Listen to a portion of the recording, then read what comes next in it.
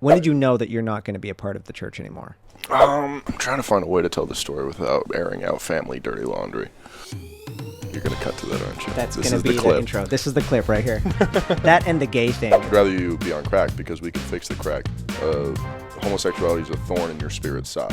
Whoa. Yeah. We grew up with this. Most formative years of our lives. It's a little crazy. That is my buddy Spencer. He grew up Mormon. So did I. Well, sort of. My name's Anthony Padilla, and today I'll be spending a day with Calvin, an ex-cult member. We had somebody on the show who has 44 siblings and 4 moms because he grew up in a polygamist compound. Welcome back. As a fundamentalist Mormon, having 5 parents and 44 brothers and sisters was the norm for Calvin Wayman. 44 siblings. That's 40 plus 4. We appreciate you being here. It's only been 5 years since you left the Fundamentalist Mormon church. What inspired you to leave? What a lot of people don't know is the difference between regular Mormonism and fundamentalist Mormonism. I was so terrified of having questions. I remember hitting a point where I didn't feel safe in my own head. On this episode of Cultured Boy, we are going to be comparing and contrasting our upbringings. The iron rod, did you get that parable growing up? Yeah. The iron rod is the word of God. Do you have that song? Yeah, of course. Do you know, I am a child of God. And he has sent me here. You know what actually is a banger of a hymn? If you could hide a collab. Let's go. If you could hide to collab in the twinkling of an eye. We also get into the more problematic parts of our shared history. The reason we needed to gather to Utah is we were creating Zion. So yeah, Jewish people aren't the only ones that were Zionists. So That's a very loaded term. I wanted it to be true. Why wouldn't you? You get your own planet.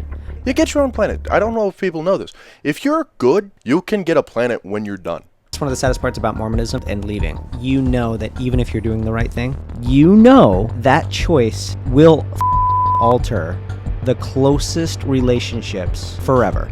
I'll stop saying Mormon when you guys stop saying the N-word. What? The Mormons? Dude, they say it? Yeah, oh my god. Well, here's the thing. Okay. You won't find these conversations anywhere else on YouTube. Please like, please subscribe, please comment. Let's get into it. Continue onward without some sweet supply or something like that. That's Is it pretty supposed loud. to be loud? Not that loud. Repent. Okay, we're on. We're live. Thank you for this gaming headset that I'm on right now. This is fun. That's what this is. You know, Yeah? We sort of lived in a game. Yeah, we lived in a game. Thanks for watching. Thanks for watching Cultured Boy, where our trauma is your entertainment. And this episode is sponsored by, well, I want it to be sponsored by Prime. Logan, KSI. Wait, so you're not sponsored by Prime? I want to You be. just have a lot of Prime bottles around? This is my way of like manifesting. Actually, with the gaming headset, I do feel like I'm in a 14-year-old's bedroom, so that's Yes. pretty fun for the whole family. Oh my god. Mom, where are the grilled cheeses? Am I about to have the best grilled cheese I've ever had in my life? You've never had a Prime. I've never actually had a Prime, no. Ooh. I don't want to spend money on it. I mean, no shade to your soon sponsor, but didn't they have like a lawsuit for this stuff? Everybody that, wins gets lawsuits. Look at Trump. Okay, so yeah, I guess. I mean, he's just known as a winner. Sick of winning it. Oh, we're doing the Trump impressions too. Oh God, okay, hell yeah. That or, 2016, let's like, go. Literally, like who's this one? Like literally, like, Oh. like you gotta fuck your parents. Oh like, my God, who is like, that? like. Oh, Gary V. There we go. That's Gary V. There we go. Okay. Working on it. Yeah, he's a fun guy. He's a fun guy. I like to watch him when I'm high. Entertaining. I've never watched him high though. Really? Yeah. I'd recommend it because it's like he's speaking a different language because he's just like, yo, I stayed at my parents' house for years. Then I, flip stuff. And I'm like, bro, this sounds like a video game. It's spectacular. I know I could respect the like trying to game your life out, Yeah. like, treating it like, I don't know. I respect your, I don't know if you've outed yourself yet, No. but like you have a massive like taxi driver-esque, what's the word? Just poster about like your date and like all like your calendar and all that stuff. You got a bunch of like motivational shit all around your bathroom. It's very Robert De Niro, and I respect that. Robert De Niro did this? Have you seen Taxi Driver? No. Oh, okay. That explains why you didn't understand. Taxi Driver is a great movie. I'd highly recommend it. It's one of Scorsese's first. Okay. I mean, Robert De Niro's in that when he's like really young. Okay. And it tells a story similar to this. There's a few things that you probably saw in your upbringing that I didn't see in mine. Yeah, that's the hard part. By the way, what's your? It's very, very sweet. I feel like I'm drinking an energy drink, but without any energy. So okay. Not too bad. Get some electrolytes, antioxidants. Oh boy, B vitamins, and 10% coconut water. I like that they put the 10% in there. Yeah. Probably do avoid another lawsuit. 10%'s a big number for us in our upbringing as well. Yeah, 10%. Good old tithing. Yeah. Did you? Okay, so correct me if I'm wrong. Did you like have a normal bishop, stake? All of that hierarchy? Let's dive in because I want to compare and contrast. So to set this episode up, Spencer, hi, a comedian from Utah, now lives here in New York City, and the way we sort of bumped into each other is just. I just realized I ripped that into the microphone. Yeah. Okay, next time that I rip it, I will do that. This will be fun.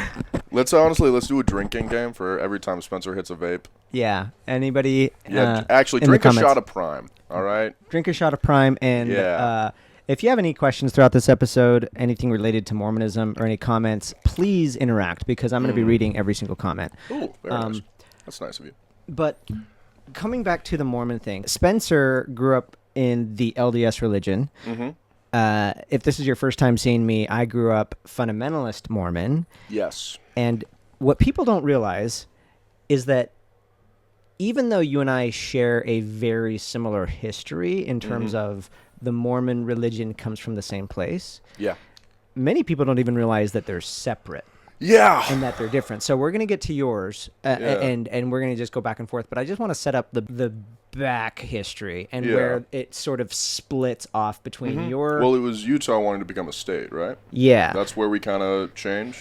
Well, it was the polygamy thing. Yeah, the polygamy. Well, so, that's... Exactly. I'm going to say it, and if you know anything from your perspective of it, then fill it in. So Mormonism actually starts here in New York. Yes. And then Mormonism... Upstate. Yeah, upstate New York keeps getting pushed from one town to another. Actually, it was in an area, so before Mormonism even existed, that specific area of New York, they were all under the impression that there wasn't a true church on the earth right now, and someone's going to come and start it.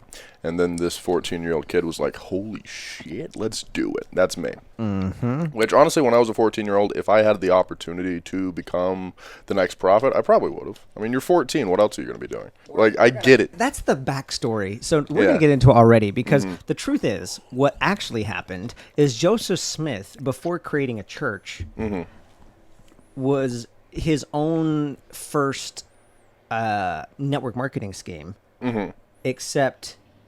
he did it with telling people that if you hire me to, I can tell you where the gold is.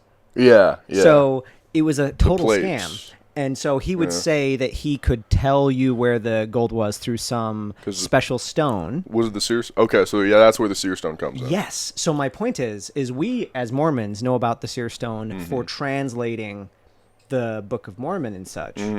But Joseph Smith used these things to tell people where to dig for gold, and he actually got in a lot of trouble. You know, I do the same thing in Central Park every Tuesday. Yeah, that. Then I come hang out with the raccoons. Have you seen the raccoons in Central Park? I saw one raccoon, but I've never said raccoon in my life. Why did I just say raccoon? Well, you can say raccoon or you can say raccoon, and that's so much more fun to say. Okay. Yeah. Well, I saw a raccoon at like 4:30 one morning. Okay. I got up early and went riding through Central Park. Every once in a while, they're very, honestly, they're fairly polite. They're very nice. Okay. I saw a guy feeding one in Central Park a couple weeks ago, and like every time he fed them, they would bow to him like a religious figure, and I was like, you know what? This is how Mormonism started. Just feeding raccoons? Yeah. Anyway, so sorry, we keep... So Joseph Smith starts Mormonism and getting kicked out from one town to another. Joseph Smith ends up being killed in... Was that Missouri where he got killed? Yeah, he got killed in Missouri after he got arrested for, I think, destroying a printing press that was talking about how he was marrying underage women. Yeah, and he didn't like... tragic, you know. Don't you hate it when that happens? Yeah. There's nothing related going on right now in the world currently. Nothing. no comparisons, no lists, no underage relations of any kind of anyone. Do you think they'll make the Epstein list, then they'll turn it into the Word of Wisdom too? The only thing is, the thing that Joseph Smith has that Trump doesn't is a working penis. Well, sorry. That, and do you think his penis works still, even though it's 200 years old? No. Joseph Smith. Because it's. If he's truly called by God, why not? Yeah. Joseph Smith had the ability to cover it up with his prophethood, and I don't know how also, President Trump's going to. His dispersal of information was also lower, so it was really just the town. The towns weren't talking about it. They weren't like, hey, Joseph Smith's coming. So, there's just, this new, blonde hair, blue eyes kid who just, comes out who's, in his early 20s, and there's, 40 people with him, They're not... I don't know. If there was a TikTok, maybe Mormonism probably wouldn't have gotten as far, just because everyone would have been talking about it. Everyone would have already, known the signs, hey, there's this one guy who's being a problem. He would have been canceled way, way sooner. Trump can talk to a lot more people and can be under way more scrutiny because it's a lot easier to figure out what he's doing. You're already touching on why I personally believe that Mormonism it has lasted as long as it has, because they didn't have a TikTok or any way to have conversation back and forth. I think Utah is the reason it even exists, because if it would have stayed back east, there would have been way too many arguments. That's why they moved, is we're gonna be killed. We believe a thing that no one else believes because there's different moral reasons why they don't. Mm-hmm. And they were like, okay, well, we need to go to a new place, especially after the loss of Joseph Smith, because he died, and then they had to figure out who was going to be the next guy, and then they which was Brigham Young. Brigham Young. Brigham Young. And then there's this fork. Now, this is something that a lot of people don't know about Mormonism, that there are compared to the high amount that everyone knows about Mormonism. Well, that's the weird thing, is Mormonism is kind of just there, but it's similar to I don't know, outside of New York, not a lot of people know Jewish people. Right. They might have met a couple, a handful, or anything like that, but then you go to New York and there's a lot more. But then if you go to Utah, there's going to be way more Mormons than you've ever heard of. So Mormonism is still kind of on par with the Jehovah's Witness. A lot of people think that they're the same. And so Mormonism is kind of skirted under the radar, except they have the ability to participate in the open market and buy real estate and all this other stuff. So they can kind of do whatever they want without a lot of pushback, until they decide to get into politics, which is in California when they did. Was it Prop 8? Yeah. The same-sex marriage whole debacle with that church, because they put an insane amount of money into making sure that law didn't pass. Luckily it did, but still. Yeah. So anytime they get into politics, they'll be under scrutiny, but as long as they don't, they're fine. Basically, they're pretty hush-hush. Yeah. Honestly, and that is one they of want to be, That was one of the biggest mindfucks for me as a fundamentalist Mormon kid, because in Mormonism, we're raised to think that we're so special, or a Mormon word, peculiar. Do you remember?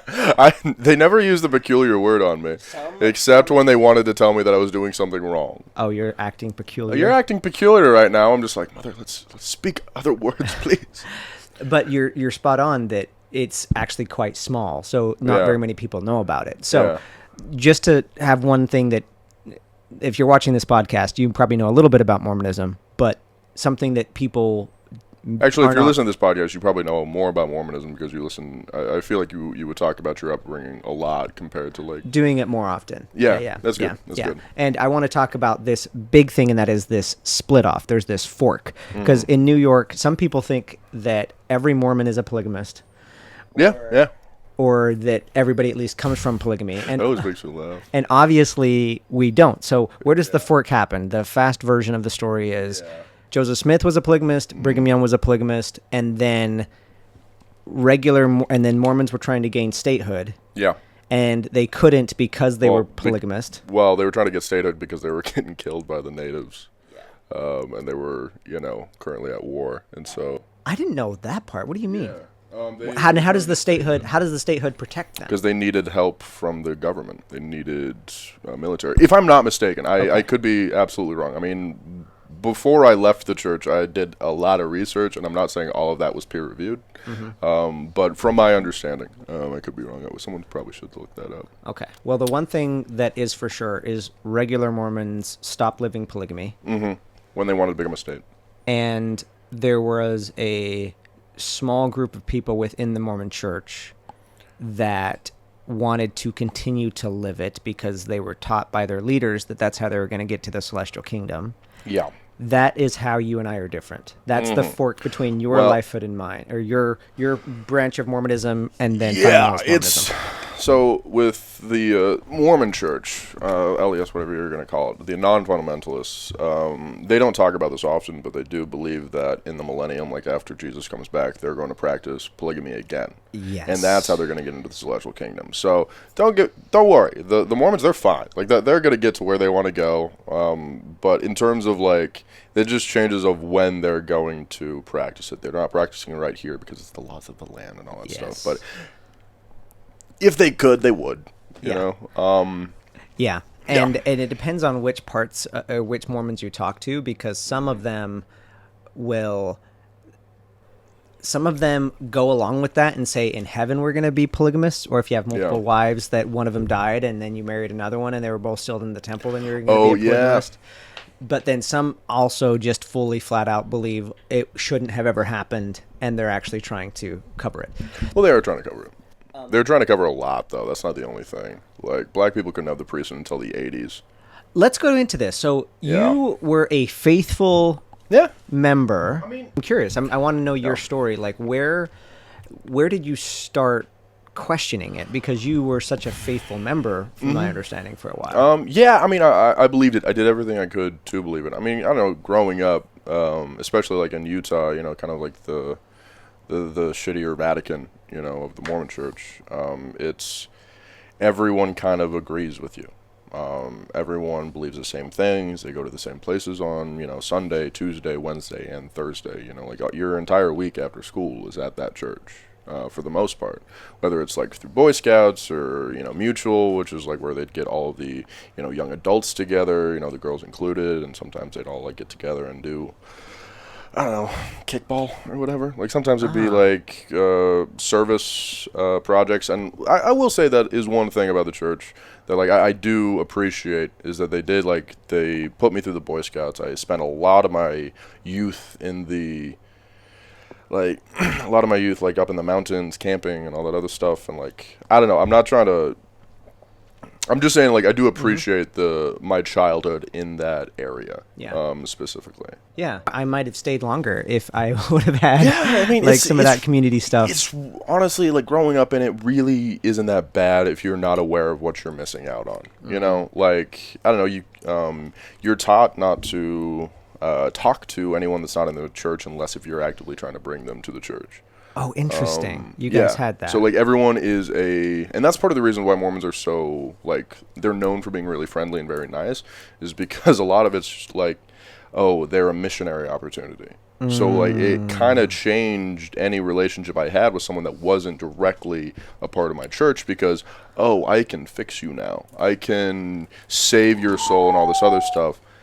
And honestly, I lived a pretty normal life with it. I mean, like, I had divorced parents, and my mom got married to a guy from, like, the south side of Chicago, and, like, it's heavily inferred that he had, like, mob ties and shit. So, like, he was living a really interesting life, and he converted to the Mormon church when he, like, moved to Utah, and his bike broke down at a church. He was like, this might be a sign, and joined.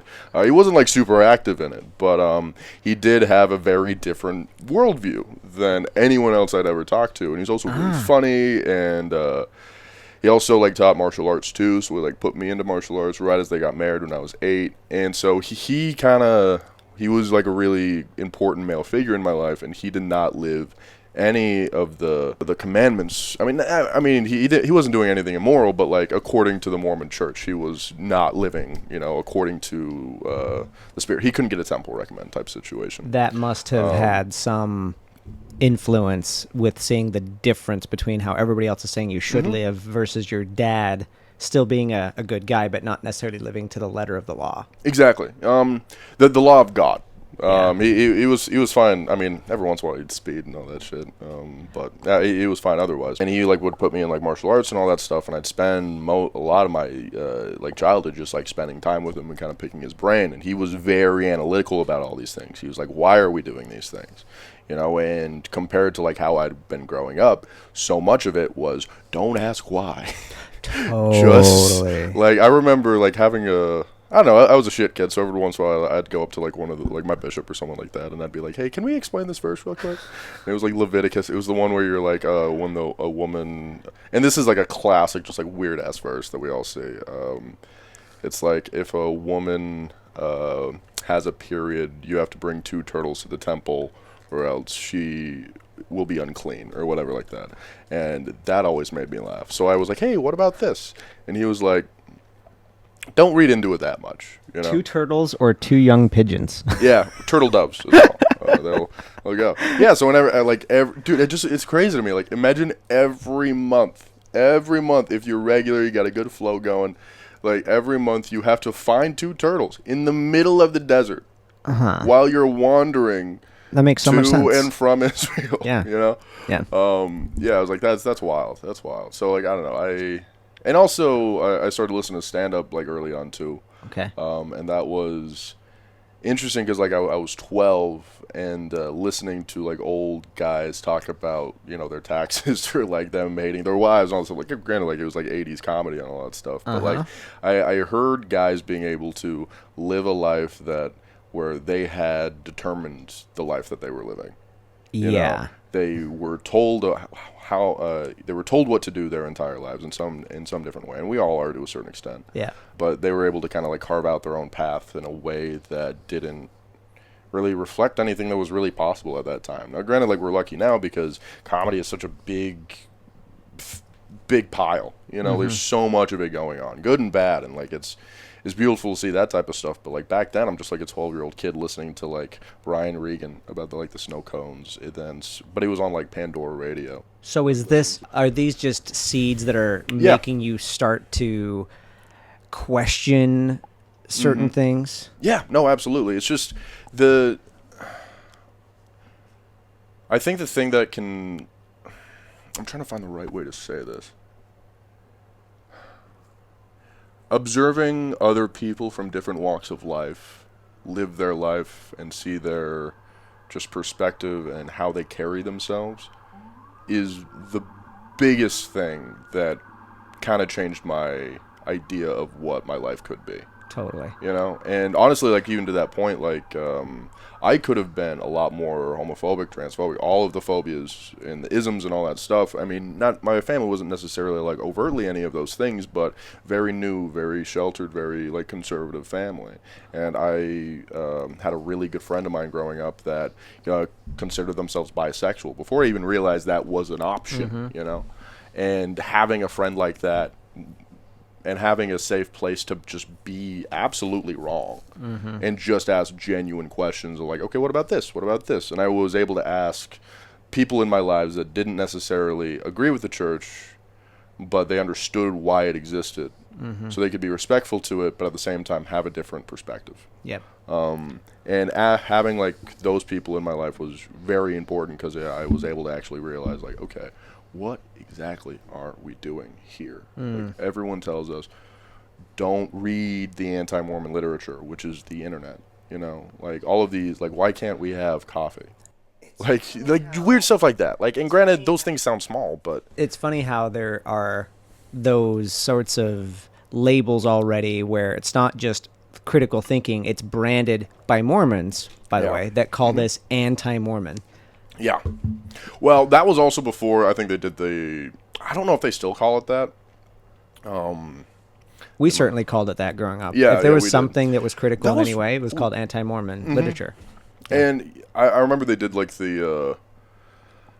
did that brand switch, that rebranding where they're like, we're also Latter-day Saints now. And I'm like, that's a mouthful, dude. Yeah. I think I said this on stage a couple times in Salt Lake. I was just like, I'll make you a deal. I'll stop saying Mormon when you guys stop saying the N-word. And they crashed. It was awesome. What? To the Mormons? Dude, they say it? Yeah, oh my God, yeah, all the time. Well, here's the thing. Okay, just shit kids that like being edgelords online. You know, they see all the Reddit stuff. They saw iFunny when they were younger and all this stuff. Everyone around them is white, except 2 or 3 Hispanics, maybe a few Polynesian people. They're like my graduating class. I think we had 2 or 3 black people total out of 1,200 students. Okay. So they don't really, like, the only thing they really know about racism in their everyday life is, like, watching 42, the Jackie Robinson movie. Like, it's just ignorance. Like, they just don't have that learned experience. A big reason why I moved here is, like, I just want to see how other people are living. You want diversity. Okay. This is something that I've told some friends, but I haven't actually admitted it on my podcast yet, and that is I grew up around hearing the N-word all the time. Growing up as well. Okay. Yeah. And I didn't see a black person until I was like 20, because I was homeschooled. Yeah. Somebody that was considered like a brown person was a sibling that had olive skin. Like, that was the darkest person I saw. Yeah. A white kid with olive skin. And yeah, it's just like, it's an aggressively white place, and granted, it's not as much anymore necessarily, but it's still. Yeah. Still pretty white. Still pretty white. So at what point do you? Because you had a role in the church. What was your role? My role, when because you were telling me once that you would people would come to you with their faith crises. Oh yeah. I wouldn't say like it was necessarily a role. I would just say that, like, growing up, I really enjoyed talking in front of people, and growing up, I really liked. I loved those old characters that were, like, old, grizzled, like, cynical characters almost, but, like, they had all of the wisdom, you know. They, like, when you come up to them, they can always kind of give you some words that would kind of, like, ease their mind and all that stuff. And the way that, like, my weird 14, 15-year-old brain thought of that is like, oh, when someone's struggling with their testimony, I can help them in this type of way. 'Cause I was still trying to find a way to kind of keep the because I was aware that there was a lot of the church that was directly harming people that I loved and cared about. You knew this? I knew this. Really? And at what age? I would say 14. And harm in what way? Harming, I would say, like, a lot of the, like, ideologies and, like, thought processes of, like, I don't know, almost every woman that I know in that church has a limited idea of what they can accomplish in their life. Everything has to be centered about this one thing, which is having kids. You can have a career, but then first have the kids, you know, like that type of stuff. And I saw a lot of, like, women. I used to have this line. I could never get it to work, but I was just like, I feel like behind every Karen is a girl that used to want to be a lawyer. You know, like, there's, like, a lot of these people didn't know that they could dream, or their dreams, they weren't allowed to, they didn't know what was possible. So I could tell that was kind of frustrating, because I knew a lot of people, and that's just part of life, but a lot of people had ideas of what they wanted to do, but because of social pressure, they did what they were supposed to, you know. And I saw a lot of people that, like, wanted to do a lot, and then they're, 30 and 40, and they're just, like, just sad. They're just angry because they didn't mess up, they didn't, go out and live a life where, I don't know, you they get some didn't sort mess of, up. That's an interesting way to look at it. Yeah. They didn't mess up. They didn't. I think that's important too. Mess up. Say more about that. Especially on stage. I mean, messing up means, like, you at least tried. You're going for it. You're going for it, and, like, I know, especially with comedy, like, you have to mess up, because if you're not, like, there's that phrase, like, if you don't bomb, you're not trying hard enough. Yeah.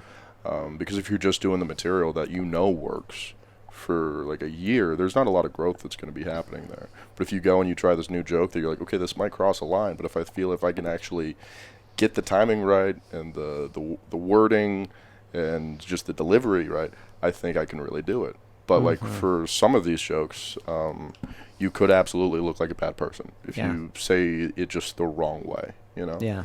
And granted, I don't do, like, really dark or edgy stuff, but, like, I don't know.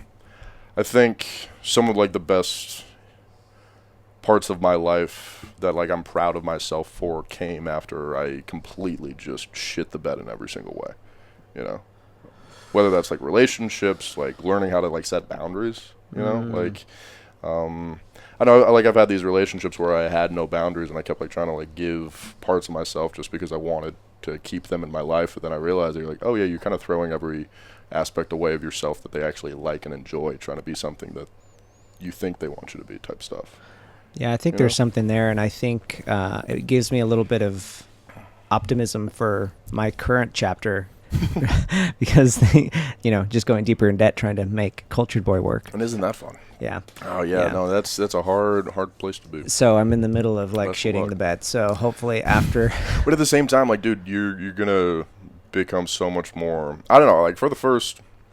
Probably up until, like, a couple months ago when I came out to New York, I had, like, savings, but I didn't have a job with the first couple months. So, like, by the time I did get a job, I would kept, like, trying to play catch up, but then I'd have, like, slow weeks where I was making little to nothing. And, like, I don't know, for the past, like, 8 months, I've been, honestly, probably aggressively broke. But I got so good at, like... Being broke, yeah. And, like, now that I do... have money and I can go out and do things that are fun, or at least like a normal amount of money. I'm not really doing a lot of that. I'm still living the way that I was, but now I can actually like have security behind the actions that I have. I might need to get some tips from you on how to be aggressively broke. So there's still so many things that I don't know about the LDS church growing up, fundamentalist Mormon, because there are... Do you have a Dan Bilzerian book? Yeah. Why? Why not? Why not? Yeah. What do you have to learn from that, man? Live a little? Yeah. Bro's 5'9" on his 17th hair transplant on chapter 75 bankruptcy. Jesus Christ. That book was fascinating. I'm sure it's fascinating. I just hope you're not like annotating and being like, oh, this is a good point. Yeah, this is how I'm going to be getting girls tomorrow. Yeah. What color is your Bugatti? All right. The one thing that's really fascinating about that book is it just shows a lot about human nature and psychology. And if you have the right setup, given the name of the book, people will do fucking anything. Like, you can get somebody that, like, I don't know, like, you go from nothing but then having a little bit of fame and being on a yacht, and then all of a sudden people want to hang out with you. It's all surface level, but it's just interesting. Yeah. I know, I think it's... Anyway. There's several things about regular Mormonism that I don't really get. Okay. One of them is at what age or at what point do they... Is there a point where they broach the polygamy thing as an upbringing? Or how did you find out about polygamy being in the church? Did it ever... make you question the rest of the church? Was it something that you had to seek out? I didn't question it. I didn't really know that was an option. But in terms of, I don't remember learning about it. I just remember knowing it. Like, I was so young when I heard all this doctrinal stuff. Like, I went to church as soon as I was born, like, there's always newborns in there and all that stuff. And I went for the first 19 like years literally, of my life. You went to church as a newborn? As a newborn, yeah. I mean, I wasn't in the NICU. So, yeah, okay. I probably a week after I probably was in that building doing the harmonies. Did you ever wear the underwear? I didn't. Oh, so yeah, that I had a point to this. People would come up to me, or at least like I would seek out these people that I could tell were struggling, and I would have these conversations with them about faith and the gospel and God and in general, and I would kind of find a way to at least alleviate their fears about the fact that it's not truth. I mean, there's a lot of like doubt your doubts before you doubt your faith type stuff. And I was always like pretty good at that. And then I was getting to the point where I was supposed to like be filling out my mission papers, get my endowments, go into the temple, do the whole 9 yards, officially become Melchizedek priesthood, which is one of the coolest ones. And I was starting to fill out the mission paperwork, and I was like, I'm about to be selling Jesus door to door for 2 years. I'm about to spend $10,000 to do that. You have to pay to do it for 2 years. I need to make sure that, like, I have a lot of questions. I've always had a lot of questions based on just conversation I'd had with other people and just asking myself, how do I feel about this instead of how should I feel about this? And so I did it like, I think 3 or 4 months of research. And after about 5 minutes of research, I was like, "Ooh, yeah, this isn't great." Like I was 5 minutes into the 3 months, and I continued the 3 months. I said up until I have to sign the papers, we're going to I'm gonna try to figure this out because this is my entire life. I wanted it to be true. Obviously, you want it to be true. Like the idea of just like a dad up in heaven, just like loving you immediately. Like because at that point, I didn't know that I could separate God from Mormonism. I thought they were a singular thing. Yeah. I totally felt the exact same way. It's where I wanted it to be true. Yeah. I mean, why wouldn't you? I mean, it's fucking sick. You get your own planet. Dude, I think that you get your own planet. I don't know if people know this. Yeah. If you're good in the for your entire life and you do the celestial kingdom thing, and you the perfect person on earth, you can get a planet when you're done. That is crazy. That is crazy. That's crazy. And honestly, I was depressed when I realized that probably won't happen. Yeah, me too. I mean, those first 2 years after I left, I don't know how it was for you, but it was one of the most lonely experiences of my life. Lonely is an understatement. Yeah. For sure. Dude, I'm so grateful that I started comedy when I did, because I was able to host that mic that we met at in Utah, and for every Monday, the day after Sunday, I could just go and hang out with people that had been going through the similar thing, and they had chose to express themselves in a similar way, whether that was through jokes or music, poetry, something. We had a juggler a few times, that was fun. A few TED Talkers, which was cool too. But going back to you were questioning it like it was problematic just 5 minutes looking into the research, but it took you 3 to 4 months. I relate to that in the sense where I remember when I first started doubting it, and then I started researching, trying to really prove to myself that it was true. That's really what I was trying to do, is prove to myself that it was true, and it kept getting worse. And it took me years to actually get to the point where I had to leave, or decided to leave. I'm curious why there was such a difference in you and the sort of the timeline between, 5 minutes in, like immediately you're questioning it. Was it because you wanted to be true as well? Is it because... The mind fuck of it all, though, is when you have a culture like that, you start to distrust your own curiosity in a way. Yeah. And your creativity and just where your just even thoughts come from. You're like, oh, is this the devil? Or is Totally. I wanted it to be true, and I didn't want Satan to win. Because your entire life, you're just saying, hey, Satan's gonna get to you. He is doing everything he can to get you on his team, and he's gonna he's gonna try to seem cool, and he's gonna seem so interesting, but he doesn't have any power over you. But if he gets to you, then you're lost, and you'll have to come back and all that stuff. And that didn't sound fun. Did you guys have the concept of getting on the devil's ground? Maybe. What you're talking about is making me remember why it was so difficult to make the decision. Yeah. And that's a big one. Is this whole time you're sort of hoping that the devil isn't tempting you, and that's what's causing you to question and to doubt. So we had this whole concept that you can always be protected, but only if you're in the line of your duty. Now, how are you in the line of your duty? Well, if you're a priesthood holder, you be doing what your bishop says, what your dad says, what the church says. If you are going outside of that, then you're on the devil's ground. Yeah. Okay. And so they would even similar, not the same verbiage, but yeah. But look at the mind fuck and how it can keep you from questioning, because in my experience, just researching something that was not church approved, or going and talking to another human being that wasn't Mormon, could be putting you on the devil's ground, could then make the devil win. Exactly. And a lot of church services, or any of the days that I was there, they would be like, I know people that did leave, and their life was horrible, and then they came back, and now they're happy again.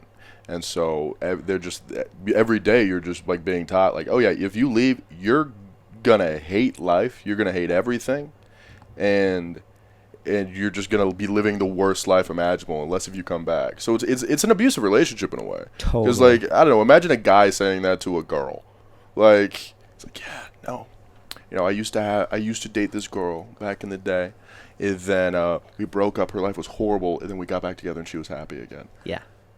That's so fucked up, like in every single way. Totally, like a toxic relationship. Yeah, and you kind of just get to that point where you're like, okay, do I want to? I'm seeing a lot of these people surrounded, and they've done everything right, and they're some of the unhappiest people, some of the rudest people, all this stuff. And granted, there's great people in the church still, and I do love a lot of those people, but they have certain blinders on with certain aspects where you can't really have that full conversation with them with that full amount of nuance. Yeah, it makes all the sense in the world. Yeah. And what you're also talking to is like the deeper layer that maybe on the front there's the nicety, but then you get behind closed doors. The judgments behind it, you know, like there's a lot of hate the sin, love the sinner.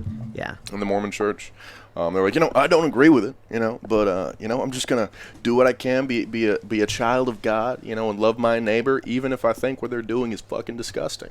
And I'm like, a lot of there's still judgment there. Passive aggressive It's okay judgment. with me. I was like, you're not the person that we need the okay from. Yeah. It's the two people that are doing the thing, not you. You're just in the corner. You're weird. You're in the cuck chair. You reminded me of something that I wanted to point out with the nicety thing and why Mormons are nice. Because Joe Rogan is always referencing, whenever any Mormon comes up, he said, they're the nicest people. But let's just call out where it comes from. It comes from this Mormon missionary posture that everybody could be somebody that you could positively influence and save. No, absolutely. Everyone is a missionary opportunity. Yeah. You know, but that also changes like the type of relationships you can have with these people, because there's always going to be a secret part of them that thinks that you're wrong and they're right, and eventually you're gonna have to do what they do. That's toxic. It's like, you know, it's like friend zoning people. You know? How? It's like it's like friend zoning God. You know, and like, so this person's coming, they want you to be in this relationship with them and God. And you're like, oh, I don't really want that. And they're like, okay, I'll still be friends though. And secretly, they kind of want, there's still that unmet desire for the connection that they're looking for. And so, it's icky. I see something a little bit more sinister. Ooh. Because human beings are designed to connect. And where you really connect is when you can be fully accepted for who you are. Yeah. But what that environment can set up is this perception of acceptance. But really, they're not fully accepting. They're just being open to you so that hopefully at some point they could convert you. Yeah. But you're not truly being accepted for who you are. Yeah, no, honestly, that feels very poignant right now. I've recently spent some time with people that like were very much in the church, and there's a lot of love with them, but like there's a certain, it's like they're looking at you with like 3D glasses on, except they only have the red shade. You know, like they're just seeing an aspect of you, and it's like you're trying to have like a fuller conversation, but like that's just not really like where it's coming from. Like, I don't know, it makes it difficult to have a real deep human connection. Yeah, and they turn you into a caricature of yourself. Like they're like, oh yeah, it's just like what he is. He's doing this and all this stuff, and like it's not really trying to understand, more just observing. Yeah, and that's frustrating. It is frustrating. Yeah. In fact, this is one of the reasons I think loneliness happens, especially if you're trying to develop or keep and maintain relationships when you're going through the transition out. Yeah, and honestly, like even now, like it's hard for me to like fully open up with someone and tell them what I'm doing, because my entire life, any thought that wasn't perfect made like prove to me that I was a bad person. Like, oh, you're a bad person. So like, so now, you mean even opening up to up to be like people now, like there's definitely people that I would say like know the full story and all this stuff. But a lot of times I'm like, if I show them more, they're going to aggressively dislike me. You know, and so I need to always kind of keep a little behind. So like, I'm part of that part of my brain is still active. And dude, you just gave me free therapy. Yeah, you're welcome. I do this all the time. I just realized something. I totally have that. Yeah. No, I mean, here's the thing. That's a lot of ex-Mormons are that, because like here's like we grew up with this. Our like most formative years of our lives, you know, our first love, our first kiss, our first steps, they're all connected to this thing. Yeah. You know, and we still have that hardwiring. You know, and like the ex-Mormons, especially like in Utah, I mean, there was like this kind of like this running jokes, like you either are Mormon or you're ex-Mormon in Utah. Yeah. And there's like about 2 types of ex-Mormons. There's the person that still is essentially Mormon. They don't drink, they don't sleep, they don't do, they still follow all the laws. They just don't go to church and they don't appreciate that church, which is fine. And then there's the people that are like, oh, I'm going to do everything. Yes. You know, and then it's the Rumspringer type stuff. You know, where they're like, okay, every tattoo imaginable, I'm going to, you know, start, you know, doing every drug, all that stuff. Yes. The thing that I just realized is I'm holding myself back with certain expressions, even on the podcast and on social media. And I've been trying to work through, I've been going through some of it thinking that it's just this typical human perfectionism. But what you just made me remember, it's deeper than that. It's because of the pattern. It's the Mormonism perfectionism. Yeah. It's a deeper level of perfection, because if you express something that wasn't completely appropriate based on the standards you were given, then you're going to have so much social pressure. Then you're going to say something that's a little off, and then people don't necessarily react to it the best way. But think about when it happens on the other side. If someone says something slightly off, I'm just like, okay, let's just keep talking. Like, it's not, there's no condemnations that happens whenever you say something bad. But then you're like, oh shit, I just said something bad. Oh, I need to be extra normal now. And then you get anxious about being extra normal. And then it's like a self-fulfilling prophecy, this downward spiral, because you got hung up on that first thing that you said that was slightly wrong. Just the timing of it can be different, and then your brain's just very fatalistic thinking. You just made me think of something else that I've noticed in Utah, and I'm curious if it's a thing in Mormonism, because again, a lot of people may not know that we, as fundamentalist Mormons, never really associated with regular Mormons. We didn't talk to you guys.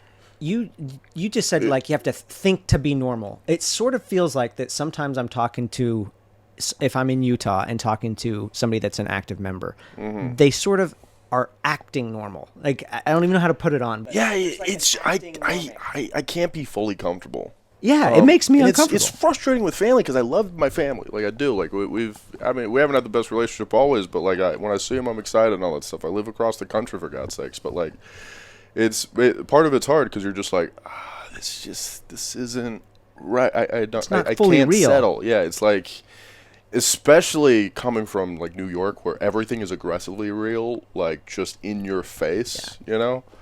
And then coming from there, where it's a little more, the facade's up a little bit more. And I'm not trying to like bag on them or anything, but it's just it's frustrating at times.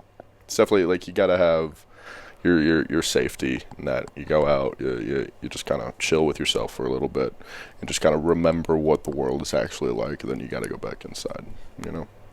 Where do you think that comes from, though? Like this, you know what I'm talking about? Like, you're acting normal. It feels like that there's this almost like an act. Like, it feels like performative authenticity almost. Yeah, I mean, you don't know that you're acting. They don't know that they're acting. They're not doing it. It's a subconscious thing. Like, I know a few guys that are like that, and a lot of them are like CEOs for startups, like that fake authenticity and all that stuff. And it's trying to get everyone else involved in it as well. But like, I don't know, the ones that I've seen have that are the people that have done the darkest shit outside of that. Does that make any sense? Like, a good friend of mine recently, like, had a business partner, and I talked to this guy for like a night, and it was a very long night, and we had a really like good conversation. He was very like, he kind of reminded me of Steve Jobs a little bit, kind of like that type of energy. Like, I played the orchestra, that type of condescension and whatnot. And it was so very clear he was doing everything to be liked. Then a month later, I found out like the guy was embezzling money from the company, like just doing a bunch of like weird shit, you know. And I'm not gonna like mention any names, but it's just like, I don't know, the people that are pretending that they got all the shit together and they don't have the bad days or the they don't have that darker side of them. Yep. You know, that they deny fully. Yep. It's, I don't know, that creates some really, really bad people. Creepy people. Yeah, I think Oh, thank you so much, Alexa. This is Alexa, nice. stop. See, the Mormon Church does invest heavily in Amazon. Are they listening to us right now? Probably. That's wild. There is currently the Mormon Mafia on the way to Alexa our location. just started singing to us. Christmas music? Alexa, stop. This is insane. For Christmas. Does that come from Alexa or Google? Hey, You Google, have stop. both? I don't care about the presents. Is that coming from the bathroom? Alexa, stop. Hey, Google, stop. More than you could have. Hey, go figure shit out. I'll serenade. We're good. We figured it out. Okay. We had Christmas music playing. Hey, bro. Going into August. This is bananas. Okay. Oh, my God. I want to see if I can come back to this. Yeah. I figured out where I think some of the performative authenticity comes from, and I think it comes from this very unhealthy over-obsession in Mormonism, happens in Fundamentalist Mormon, and certainly in because you are going to recruit people as a missionary, and that is this obsession of being liked. Liked, but also not bad. And those are two very different things. Because, like, you can like someone that's like, oh, yeah, well, you don't agree with everything he does, but he's a likable guy. You know, like that type of charisma. You don't want to be seen as not bad. They don't want to be seen as bad at all. You know, like, if they do a bad there's... Yeah, they don't want to be seen as sinning, as sinners. So if they say, like, a bad word, that's, that hurts my soul. You know, I remember... It was a family member of mine, and I was like, Mom, would you rather me be addicted to crack or be gay? And she was like, gay. Good. Because, no, I'd rather you be on crack, sorry. Oh, really? The worst one, sorry. I'd rather you be on crack because we can fix the crack. Homosexuality is a thorn in your spirit's side. Whoa. Yeah, it's a little crazy. And, like, granted, the person's, like, close to me, you know? Like, it was someone that's supposed to teach me right from wrong, you know? And we've since had conversations about it afterwards, and they're like, oh, yeah, I get why that's wrong now. So, like, they're still, like, growing and learning and all that stuff. But, yeah, it's just, it's like the entirety of, like, Keeping Up with the Joneses type situation. Except, like, Keeping Up with the Smiths, you know. Keeping Up with the Smiths. And hopefully we don't get to the Kardashian stage. Actually, Mormons are just barely getting to the Kardashian stage with, like, the Secret Lives of Mormon Wives. And we're getting a lot more reality TV. Yeah. Yeah, we had somebody that was almost going to be president of the United States. That would have been wild. Oh, yeah, Mitt Romney. That would have been crazy. Yeah, a Mormon president.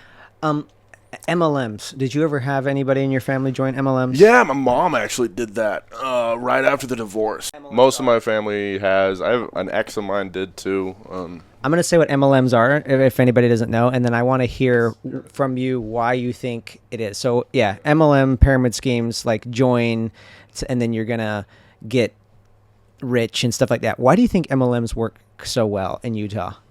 I mean, it feels that you're like at a... Well, one, it appeals to mothers that don't, like, moms that are at home, that need some disposable income, but aren't necessarily, like, relying on it to survive. It's something for them to do. There's a lot more of that out there. Also, the communities are really, like, close-knit. And so if you, like, wherever you move in Utah, you automatically have a ward, and you already have 30 to 40 women that are living within, and you know everyone's names, you know, within a mile or two. And so if you were, you know, fucking Arbonne or Cutco or any of the... Tupperware, Priex or whatever it's called, Playtex. If you're any of those, it's a gold mine, because you're like, okay, let's just find one girl that's like, you know what, yeah, I want another Botox treatment. And then they could just have a party, which is usually what they do anyways on Tuesdays and Wednesdays, which is, you know, when the entire ward gets together to someone's house and they have dinner and they do all that type of stuff. They're like, all right, well, this time it's Playtex. And then everyone's doing it, and then, yeah, it's like, and, a good MLM can, like, absolutely decimate a steak for a couple months. Totally. Steak, which is like, the district over the company type situation. So there's the ward, which is like your congregation, and then there's like 12 wards to a stake. STAKE. Yeah, like the vampire kind. I had some family members that would get into it, and they would always every MLM company, they would get a pretty decent rank, and it's because they would just have to join, and then sign up my siblings. Yeah. And on different sides, and when you have 44 siblings, that's hilarious. That's great. That's great. Get to the top of the compensation plan. Just have enough kids that will all agree with you to start your own movement. Essentially what already happened. Yeah, totally. And then we could. I remember us voting in like regional areas for like stuff in like Riverton, Utah, and we totally won a couple of things just because our family. I mean, nobody votes in those really small things anyway, and so we would sometimes win just because all of the siblings could, we had voting power. Every once in a while, that's crazy. Yeah. You guys are stealing elections. That's fucking crazy. Just crazy Russia. Yeah, we stole elections. You stole elections. Okay. Is it your fault? Yes. Damn. Speaking of stealing elections, stepping more into the real world, you had mentioned the loneliness factor. Yeah. And I want to really get into that time period to where you are deciding to leave. Like, when did it become official that you said, you know what? Like, was it just you looked up and like, I guess I haven't been going to church. I guess I'm not it anymore. Or was there like a moment where you're like, when did you know that you're not going to be a part of the church anymore? I'm trying to find a way to tell the story without airing out family dirty laundry. You're going to cut to that, aren't you? That's going to be the intro. This is the clip right here. That and the gay thing. That's the intro. Yeah. So I did this play called Leave It in Writing. And during that play was written by a guy. He was like still in the church, but he was also kind of out of it. And that play kind of talked a lot about like, it's honestly a bad couple months for a Mormon family, and they were dealing with like hard-hitting Mormon family issues. Like one of the penultimate scenes is one of the sons. He's like 16, and he's having a bad night, and he goes to a party, and he has a bottle. He has a red Solo cup, you see in movies, and this girl comes up to him. She's like, "I drink because I'm in pain," like that type of shit. It was a funny movie, but there was a guy that played my son. His name was B. He's from India, and clearly we had to rewrite some scenes just to make it look like he could be my son. We had to like adopt him and all that stuff. But he was just such a fucking good actor that we're like, yeah, let's just rewrite everything around it. And he was the lead, and I played the dad. And he was in college at that point, and I was like a senior in high school. Okay. And he was the first guy to like ever like have me smoke weed, all that other stuff. Like he was like the cool actor friend. He got me into like frat parties and all that stuff. But he was one of the smartest people I've ever met, and still to this day, like just insanely cool. And he started just asking vague questions about the church and about like Prop 2 was happening right about then, so it was legalized medical marijuana in Utah. And we were kind of just talking about that, and he just kept asking these questions until I didn't know the answers. And then I started to like try to research these answers, and these were around the same time that I was going to start filling out mission papers.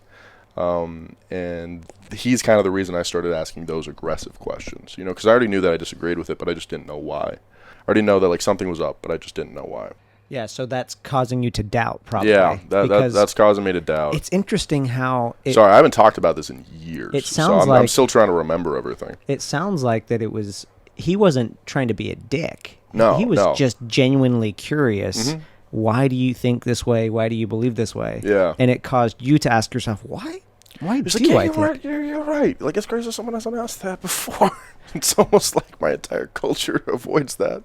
It's no wonder that questioning is sort of frowned upon. Mm-hmm. Like, we were taught that if you're going to ask questions, you have to be making sure you're in the right frame of mind, the right energy, and making sure if you're asking a question, it's from the right source too. Yeah, and like what are the intents behind the question? Because like a lot of times, like someone will ask you a question and they know how you're probably going to answer, and they'll already have a response in their head for it. Yeah. And then you give something that's slightly off, but they're still going to give you that question, and then you have to essentially argue for yourself on something you didn't even say.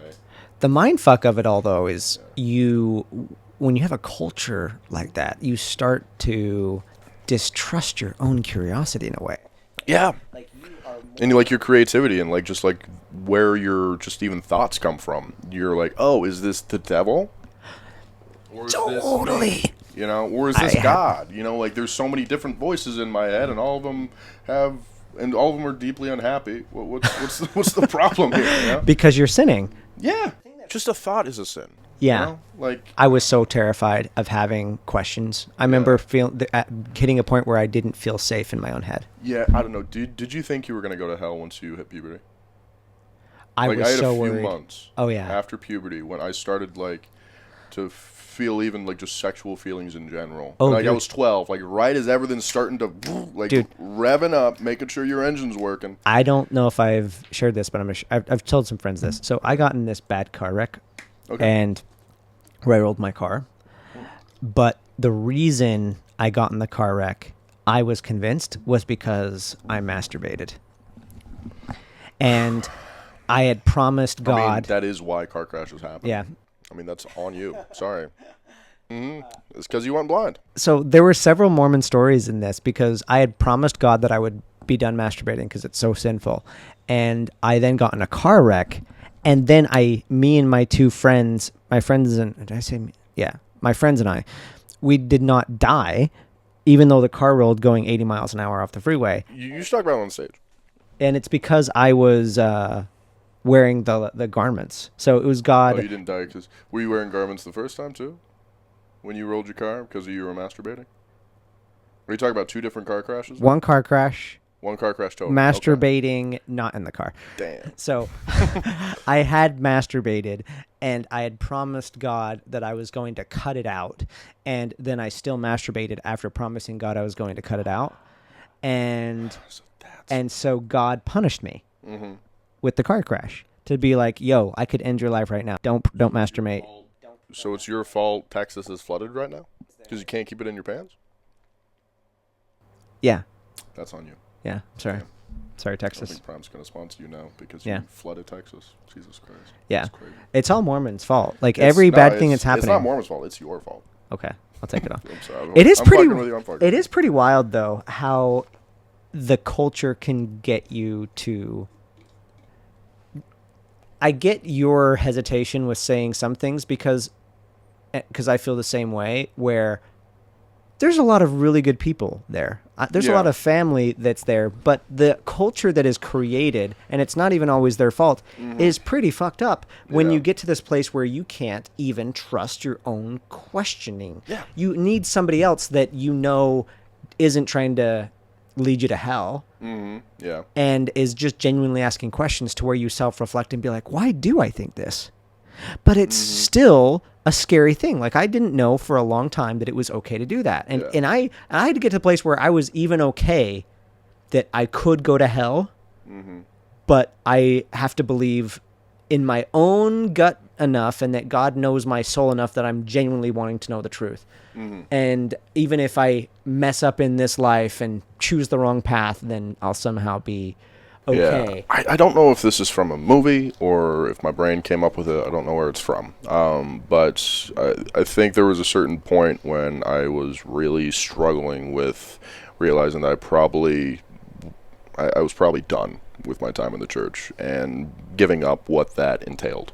You know, there was a girl that we had, been in love for years, and we had talked about getting married. We had like kids and all this stuff, and like so I realized I was kind of like saying goodbye to a family, a family of the future, and also my family.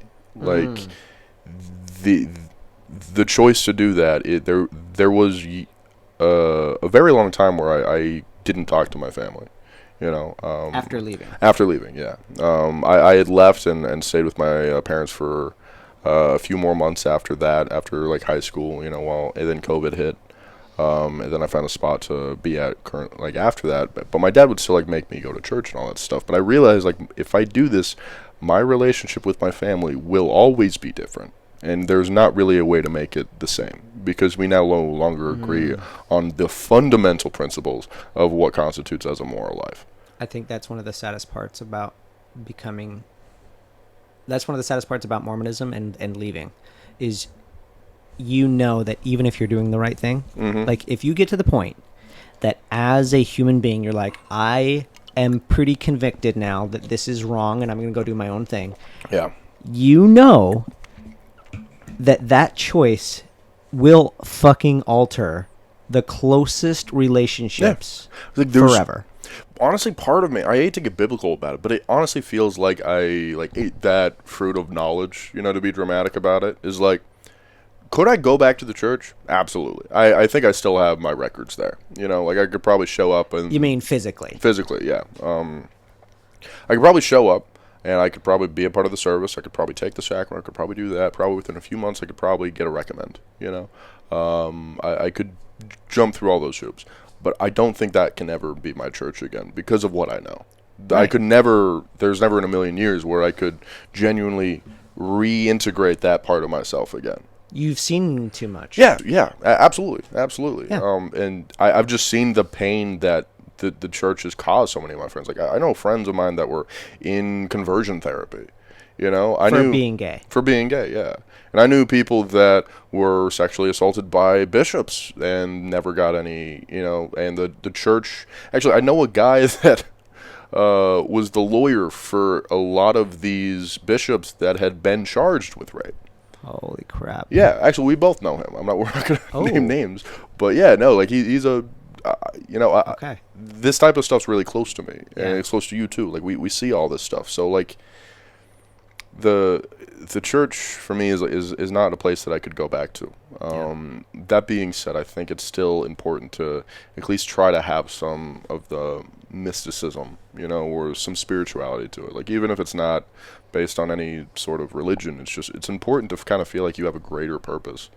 I'm curious how you found that, because again, for me, I fell into a pretty dark depression leaving, and it was because you have all of these amazing promises. You say planet, we said planet too, but it was actually deeper than that. We were going to have our own universe. Yeah, we did that too. Yeah. Just planet's funner to say. Yeah. I remember thinking before I had left, when I was still in it and believed it, there wasn't anything I could do in this life. Become a rock star, become a paid actor, become the president of the United States, make all this money, have sex with all these supermodels. None of that could compare to being a god, because being a god, that's what you're going to do. You get to be a god, and you're going to have a lot of spiritual wives and have spiritual babies. You're going to create it's very much like so if you live a very moderate conservative life, like where you don't do anything and you don't do anything bad, you can have a lot of fun in the next life. You can do anything that you want to in the next life. Where all the that in itself that just sucks. Dude, you're just touching on... That sucks. That's dumb. I need to bring more ex-Mormons on. Yeah, you should. What this is making me realize is that there's stuff to dig up here, and there's things that I haven't fully shared, and you're making me remember them. One of them is that. It's weird talking about this again, because I haven't had this in-depth conversation about it in a while. Probably until after I left shortly afterwards. So it's interesting talking about everything again and remembering everything again. So yeah, I relate to them. Well, one of the things you just made me realize that is so problematic with it is this putting off life. Mm-hmm. In Mormonism, we're taught that we were born, we were a soul before this life. Mm-hmm. We're going to exist after. So we fought in a war before this life. So we're veterans. We should definitely talk about what the war is. But this life is just a sliver. And you want to make sure you're doing the right thing. But what that does is it ends up making you passive in a way, where you don't want to engage life, because you're going to just not be bad. Yeah. And then you're going to get all these amazing rewards in the next life. And it also makes you a lot more apathetic to what's happening in the world, because this is supposed to happen. Because of the destructions. And this annoys me to no end. That's a very conservative word for it. But there are people that are actively trying to make the world worse to speed up the second coming. 100%. We totally believe that. What the hell? That's so dumb. Dude, people are living here. Not all of us agree with your bullshit. It's like being at a party at 9 o'clock you know, and God comes up. His name's going to be Jeff for this specific purpose. Jeff is he was the one running the party originally. He makes the party infinitely better. He was like, all right, I might be back with a bunch of girls in a couple hours. And we're all like, oh, that's sick. So we keep having a good time at the party. And then we're like, oh, I kind of miss when Jeff was here. What if we just start making this party aggressively worse, then he'll come save it? No, Jeff's not coming back to the party. Yeah. All right, you just made a bad party for everyone. Yep. And then it's, I don't know. Yeah, it's a weird analogy, but it hit for me anyways. This was a big deal, especially in early LDS doctrine, that the reason we needed to gather into Utah is we were creating Zion. So yeah, Jewish people aren't the only ones that were Zionists. So that's a very loaded term in what we're talking about, but sure. But we totally were. Fundamentalist Mormons especially. We were so big in like having the one plot of land. Our design doesn't really have a whole lot of, outside of the violence against the natives. Our Zion is Missouri. Missouri. It's Missouri. Okay, like, it's you not have that that too. cool. Like, we could have Missouri. I don't think the people in Missouri want Missouri. Like, it doesn't have the storied history that. So why is Missouri so big in Mormonism? That's where Adam and Eve. Yeah, it was the Garden of Eden, dude. It's the Garden of Eden in Missouri. It's all such a story. It's so wild to me how it's just, we just believed it. It doesn't sound weird because you grow up with it. Growing up, you think of, you know, like, I don't know, that's when magic's still alive. You know, you think Iron Man's actually exists, you know, like all that stuff. So, like, when you're told that, yeah, they absolutely do exist and you should base your entire life around it, you know, like, there's not a reason to say no because you don't know better, you know. Like, that's why the church sends a lot of missionaries to poor places specifically, because they don't have always have the ability and wherewithal to say no, because the church is willing to offer them mutual aid in a lot of these situations. And so they're like, hey, if you baptize and all this stuff and you give us 10% of whatever you have, you know, we'll make sure you don't starve. You know, and that seems like a fair trade to them. And then the church is getting their convert numbers up. Just to close the loop on which helps their stock price. Members help more members help the church stock price. Yeah, well, more money. More tithing. More tithing, and also it appeals to investors more. And they have, like, I think I know they had $27 billion in a single investment fund, and they had like 17 on record or something like that. Like, That's it's so crazy. It's an insane amount like that, but they're they are one of the most powerful lobbying groups in the world, probably outside of APAC. So you had mentioned the world ending with the whole Jeff story. I just want to touch on what we believed. So we believed that at any day, at any point, the world was about to end, and we called it the destructions. And it was it was plural. Yeah. Okay. It was pretty gnarly. Yeah. Also, I was just thinking about it this morning when I was putting together notes on this for this episode and what we wanted to talk about. I remember as a kid having running simulations in my head of what happens when these people come with swords and guns to kill us. Oh, okay. And knowing how to hide and everything else. Like, it was just a known thing that the destructions were coming and everything was going to be destroyed. And we were also taught that you could be protected. And how are you protected? By being a really good Mormon. By being in the line of your duty. So to avoid government raids. Because that's kind of what it sounds like. Yeah, to avoid government raids and to avoid being destroyed. Because what was going to happen is the world was not just going to end. God first came and celestialized the world, if you want to call it that, baptized the world with Noah's flood. Oh, yeah. The next time it was going to be with fire. And so, that's pretty common. And so they were going to come destroy everything. But the reason you wanted to wear the long underwear and to be a good person and to be in the line of your duty is so when the destructions came, Mormons would be the only people that were not destroyed, and we would help celestialize the world. We also were taught that this strange belief about the curtains. My siblings will know about the curtains if you're listening to this. This was so interesting. We were talking. How many of your siblings are out? Well, it depends what you mean by out. Left you know the church. Well, left the Again, family and lived their own life, and they don't subscribe to the beliefs anymore. Let's just say probably that. about half. About half? Okay. So, because again, as you know, growing up, there's some that probably don't call themselves Mormon, but maybe they even go to the community functions. They might even go to the community functions and just don't go to the church.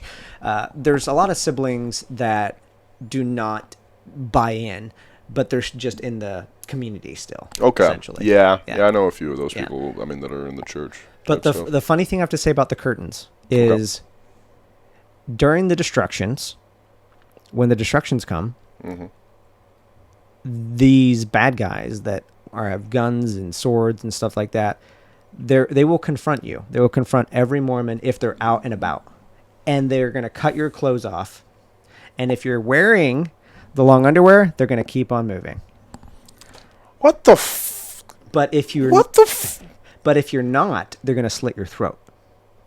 Wow. And if you're in your house, God is going to make so that their eyes cannot see your house or your property. It will look like a field. But if you open the curtains, the house will appear and they will come destroy the house and you. Yeah, and that's also like the parable for like don't look at evil or else it's gonna become a part inside of you. And if you like open yourself up to the world will you know come in and destroy you. It's similar to like the iron rod. Did you get that parable growing up? Yeah. Nephi holding on. Yeah, it's like it represents the truth or something. The iron rod is the word of God. Do you have that song? Yeah, of course. Do you know I am a child of God, and he has sent me here. You know what actually is a banger of a hymn? Which one? If you could hide a collab. Let's go. If you could hide to collab in the twinkling of an eye, and can continue onward without some sweet supply or something like that. Yeah, dude, I used to be able to play that on the guitar. There was like this thing called Mormon tabs, and I remember hearing it on Trek. Did you ever do Trek? What's Trek? Trek? What's Trek? It's the Renaissance Fair, but for pioneers. So essentially, like it's like a Civil War reenactment. But did it happen at the end of July? Yeah, on July 24th, because of the 24th being the founding of Utah? I think. Yeah, it was during the summer. I don't know if that was it specifically, but like it was essentially it's something you did when you were like 14, 15, and you like had a big old 5-gallon bucket, and that was like all your stuff. And then you would essentially like trek, 30 miles or whatever like that. You'd stay outside, and you kind of, I don't know, you would act like you were pioneers and all that stuff. There's one day where they had all the women like go up a really steep incline because of all the men that had to go fight a war or something like that, and the women had to go at it alone, and like we just had to, and they had to do it, and so all the guys just like had to sit there and watch them just like walk up this hill, and it was a pretty emotional experience for a lot of people. But then I'm just like, why the fuck are we doing? We're 20 minutes away from McDonald's. Like, what are we doing here? Like, I could see it from here. Yeah. This whole thing with the If You Could Hide a Collab, Johnny Harris, who's a YouTuber and also ex-Mormon, he had brought up If You Could Hide a Collab on our episode because he said, honestly, there is such a good feeling when you're part of these community events. And he said that he has never, even though he can't go back to the church and he's in real life now, he said he has never gotten that same feeling sitting in the tabernacle or whatever with 25,000 other people singing If You Could Hide a Collab.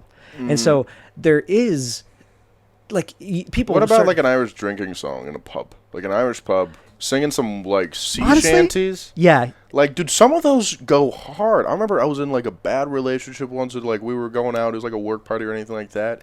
And there's a lot going on. But I remember listening to Bones of the Dead. Yeah.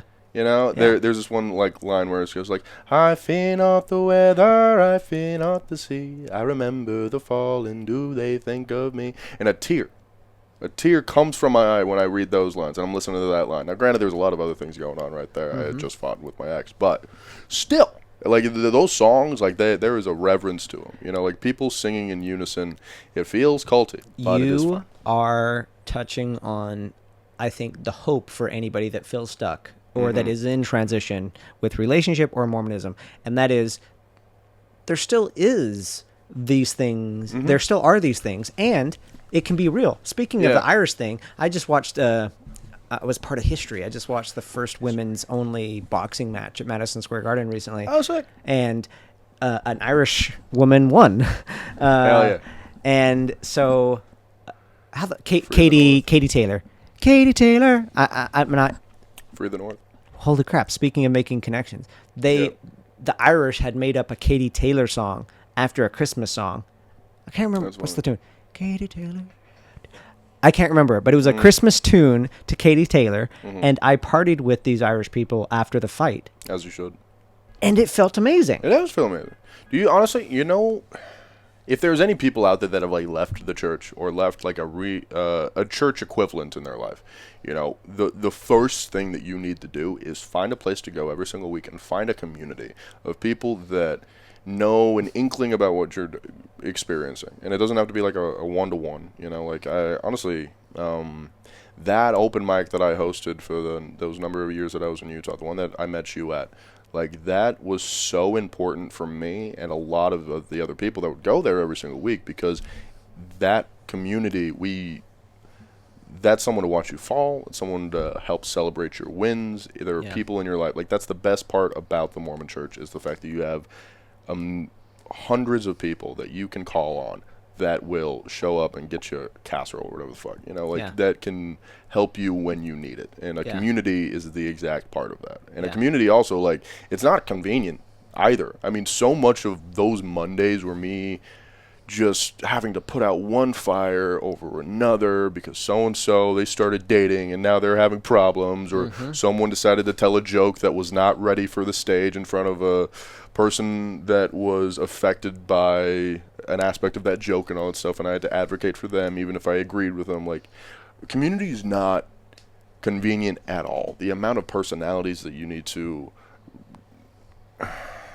trapeze against and just try to navigate can be exhausting at times, but that's honestly the most important part. That's a big part of it. And just being able to have those people that are there for you no matter what, especially like if you've lost your family, if you've lost the people that are supposed to be there, for the rest of it. But for those couple of years that I wasn't really with my family, I was able to kind of create a space that I wish I had when I was 19, fresh out of the church. And it's, I'm happy. I think it's still going on too. You're still in the transition of making it. You're making your community, or what do you mean? No, I made my community back there. I made my community. Oh, you're saying that the mic is still going on. The mic is still going on, even though you're out here in New York. Yeah, no, I found a few great people to start hosting it, but I get texts all the time about people that are still realizing like just the benefits that comes from this type of stuff, because especially if you guys are all trying to do around the same thing, and every single week we can bring up a different part of ourselves that we're kind of trying to figure out how to show to people and all that stuff. Like having that safe place to fail is so important, and that's usually where a community is. Yeah, a safe place to fail. I love that. I think I'm going to double down on that because, again, probably the number one non-religious group of people that I get DMs and comments from when I do an episode like this are people that were in a toxic relationship. Yeah. And there's a lot of similarities. There is, because there's a reason that people are in a toxic relationship beyond the fact that it's manipulative. Like there are things that we've talked about today that the Mormon church had these strange beliefs, and then there's also these things that keep you there, which is the social aspect, the feeling like you can rely on people. And so the leaving can be very challenging, and you're like, well, how, when I'm starting to make that shift, how do I be okay? And you just mentioned community, and I think it's for a lot of people that's difficult to make, especially to replicate. And so how do you do that? And I just want to share how I've done it. It's paradoxical, I think.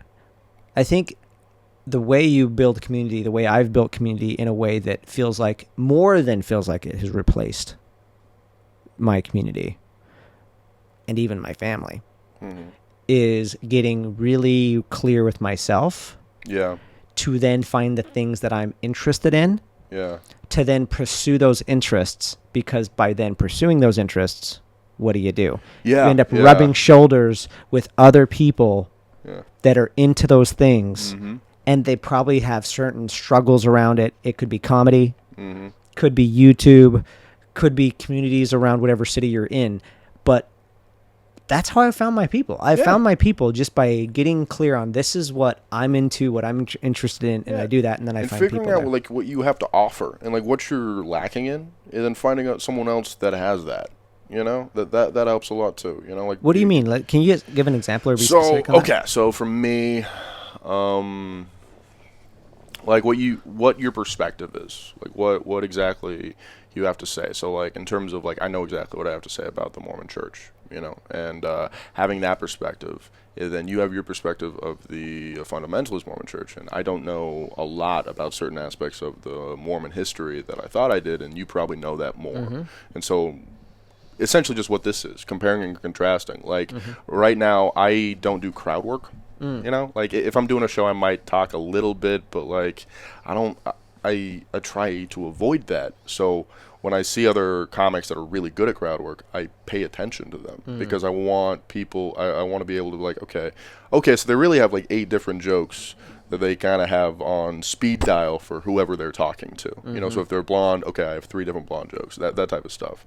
So then you can kind of just learn more about the thing that you're lacking in. Right now, crowd work's not the best example, but like storytelling. My favorite comics are like Chappelle. Yeah, Chappelle's great. Chappelle does have one of my favorite specials. I feel like talking about the same thing for 3 specials in a row kind of soured him a little bit to me. But I'm always going to respect what he was able to do for comedy, for sure. And yeah, my favorite special is The Bird Revelation. It's on Netflix if you haven't seen it. I would recommend it. But what I was thinking of is Mike Birbiglia.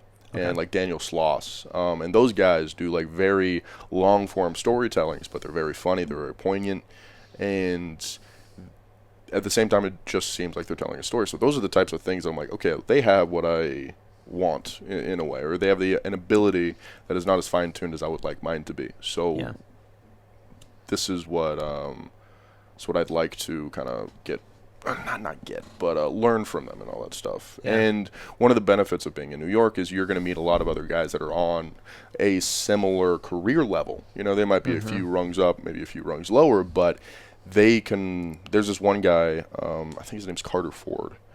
He's really fucking funny, but he does these sets at the Soho Playhouse on Wednesdays, and he will tell these like very like vulnerable stories, and it's hilarious. Vulnerable and hilarious. Vulnerable and hilarious. Because that's the mix I want to. Yeah, and that's kind of what everyone, you know, like what we all should kind of like strive for, especially if we're talking about stuff that's like close to them, close to vulnerable, us. funny, and in story form. Exactly. Yeah. I want that. Exactly. But the only way to really do that is to tell a lot more stories and talk to people that are good at telling stories. Yeah. You know, and so yeah, I like what you said. Like, find something that you're passionate about, but at the same time, find out why you're passionate about it and what different things that you're passionate about. Like something that doesn't really like. I don't like doing that street talk comedy. Like I see a lot of those videos of people are just like, you know, what's how long is too long in bed, and then you can do like a stupid joke after that. Or honestly, crowd work is like that type of stuff. Like that doesn't interest me as much, you know, but it's still not a bad thing to learn necessarily. Yeah. But you can kind of figure out what you want by realizing what you don't like. Yeah. You know? And that kind of goes back to what I was saying, is just like messing up. That's kind of where you learn, is because when you do mess up, you're like, okay, well, these are the factors that I think played the most into why this specific joke or this performance didn't work out. You know, I came in with weird energy, and this is kind of what happened. But you're going to learn a lot more from like those sets than you do from just like running your, 5 repeatedly, you know.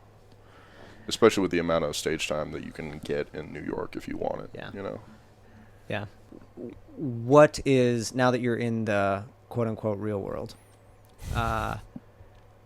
even though it's harder, doesn't have the structure that Mormonism has, doesn't have the built-in community, why is that for you personally preferable over all the cookie cutter thing? And I'm going to answer that question for myself and then let you answer it. Okay. And I think for me, the reason, because life got way harder when I left. Yeah. I'll be honest. Oh my God. Yeah.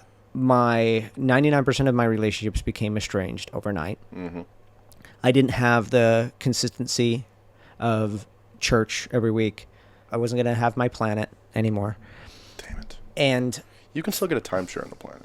Okay, I'll still get a timeshare. And for me personally, I also ended up leaving my marriage as well because I had a church arranged marriage because Fundamentalist Mormonism does that. So that'll happen. It was the hardest fucking thing I've ever done. Yeah. And why did I do it and would I still do it? And I'm like, 1,000 times over, I'd still do it. Yeah. And here is why I would for me. Because what I learned that I really value is just what is real. Yeah. I value what is real.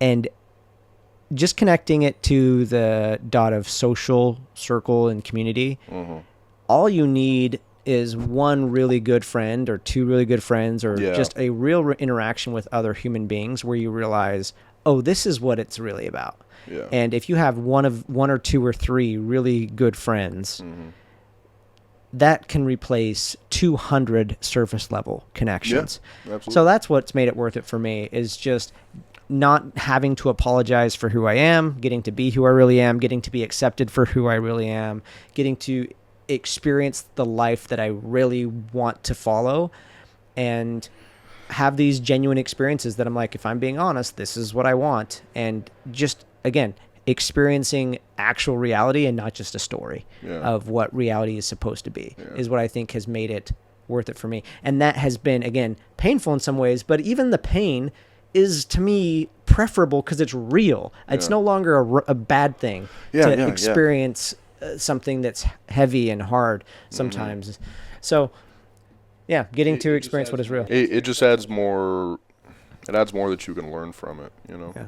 Like, if it's just based off the religion or this is why it's bad, you know, because God said so, you kind of just take that at face value compared to, oh, why is this bad? Oh, it's because it takes someone else's choices away. Yeah. Oh, it makes someone feel like less than. Oh, it limits someone's ability to live a fruitful life. Yeah, that's why you don't do it, you know? So even though it's been hard for you, would you still leave? Yeah. Oh, absolutely. I mean, it kind of just comes down to, and I was trying to say this earlier, but like, it's this morality that you were taught your entire life. Then me disagreeing with a lot of that morality that I was seeing, you know, and I saw it as the opposite. And I was like, okay, there's these things that I'm being told to do that I have been told to do my entire life that everyone agrees on around me, and I don't. So do I live this life that has been paved for me? It would be so easy. I could legitimately just be on autopilot for 20 years and do exactly what I should, and then die, go to heaven, see God, and he says, hey, you did everything exactly the way you were supposed to. Good job. All right, on you go. That, to me, didn't seem like a life. Yep. That seemed like me doing everything I was supposed to, even if I wasn't on autopilot, you know, even if I did everything because I genuinely thought it was the way I was supposed to do it. It kind of goes back to that quote. I don't know where it's from, but like, would you rather live as someone else or die as yourself? Like, I wanted to know who I was. I didn't know who I was. I had been told who I was repeatedly, you know, and I'd been given this role by so many different people. It's like, oh, this is who you are. And that's what I hated. Like, I hated people pigeonholing me. It's like, oh, no, this is how you'll respond. This is all this stuff. I was like, no, I have my own free will. I have my own choice. I don't know. I'd rather mess up as myself than to succeed as someone else. And honestly, dude, I mess up all the time. Dude, legitimately, I mistakes every single day, and every conversation I'm like, oh yeah, I probably should have said something different. That was a little rude and all that other stuff. But so you're a real human being, is yeah, exactly. But honestly, isn't that the best part? You know, like, I don't know, you get to mess up and you get to try again. Isn't that fun? Yeah. It's not a condemnation when you mess up. You know, it's just oh yeah, that was rough. All right, let's try that again later. Yeah. You know, it's not so absolutist anymore. You know, and doing a bad thing isn't a condemnation, which and I don't know, the ability to give yourself grace, I think, is the most important part. Yeah. I don't have any tattoos yet, but I've thought of getting one, and if I got one, I've thought of putting right here on my forearm, one life. And when I got to the point of leaving, I actually had a similar thought track where would I rather live my life, a life would I rather live a full life as somebody else or die as my own life? And I got to that point. I was like, even if I was going to do the wrong thing, it didn't make sense to me that somebody could be... But you're doing the wrong thing. That's the important part. Not the devil, not God, not any of this stuff. Right. This is you. And that's, I don't know. Yeah. No, that's a big deal. It didn't make sense to me that somebody could be eating Cheetos on a couch doing nothing and be saved, than actually just trying to develop yourself and be who you truly are. Mm-hmm. And it was this idea of, I hope there's a life after this. We were taught our whole life, but I didn't know for sure. The one thing I knew for sure is I had this one life, and I would rather live this one life, making the mistakes, experiencing what I wanted to experience, even messing up and quote unquote possibly facing hell. Now, of course, my choice of leaving was essentially calling bluff on the whole concept of what we had. I mean, it's a big risk. Yeah, it's a big risk. Imagine if we're wrong.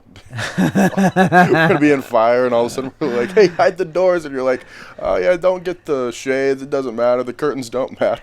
But even if it was, we're pretty ballsy. We're pretty ballsy to face it and go for it. But I mean, that's what did it for me. Yeah. Like, if I'm wrong, at least I'm wrong and not everyone else. Yeah. You know? Yeah.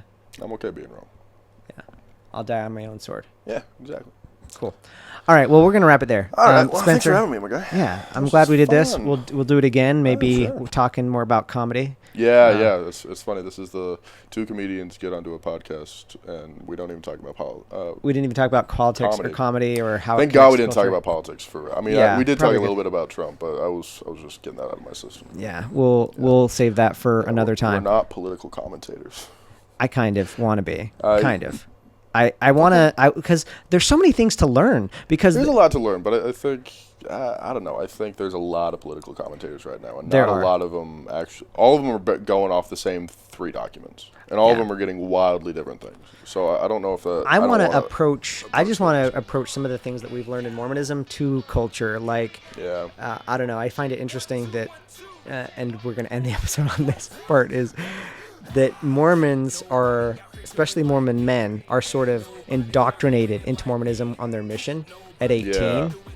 And I don't know, every Israeli is also indoctrinated in a way. Everybody has to join the IDF. So how do you start to question your authority structure, your country?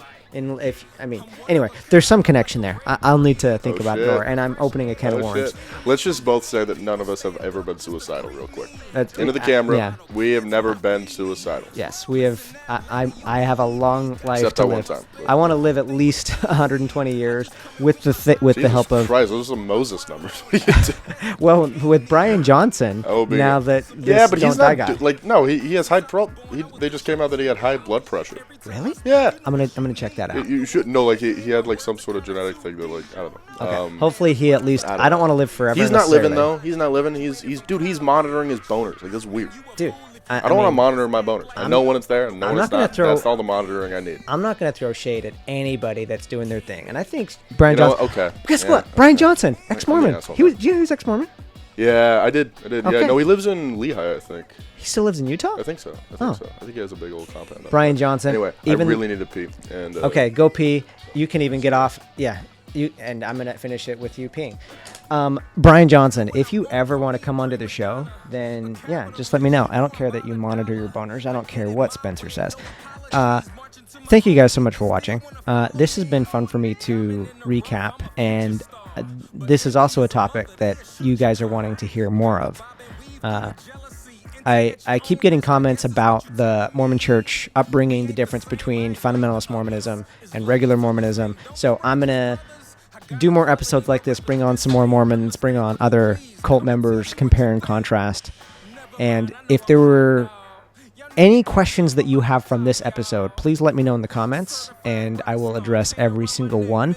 The only way this channel is going to grow the way that I want it to is through the community aspect of it. So if you're watching this to the end, then it just means a lot to me, and your engagement means a lot to me. Subscribing means a lot to me, and any questions or comments that you have, will be greatly appreciated, because it sort of helps the algorithm, but it also helps me see what the community, what the audience here is curious about.